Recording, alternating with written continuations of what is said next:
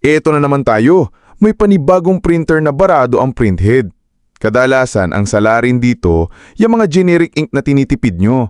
Akala nyo nakamura na kayo, pero ang ending, mas malaki pa ang gastos nyo sa pagpapaayos o di kaya mapipilitan kayong bumili ng bago. Bilang technician, nakita ko na kung gaano kadalas masira ang printer dahil sa dumi at bara na dala ng mga murang ink.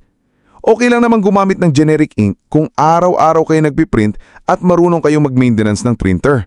Pero kung pambahay lang at pang projects lang ng anak mo, hindi ko to i-rekomenda. Mas mabilis kasing matuyo ang generic ink at mas madaling bumara kapag hindi regular na inagamit.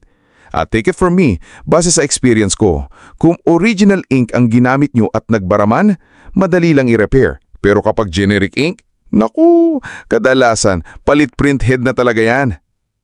Kaya payo ko sa inyo, mag-invest na sa original ink. Mas mahal nga sa umpisa, pero siguradong malinis ang labas ng print nyo at higit sa lahat, protektado ang printer nyo sa matagal na panahon.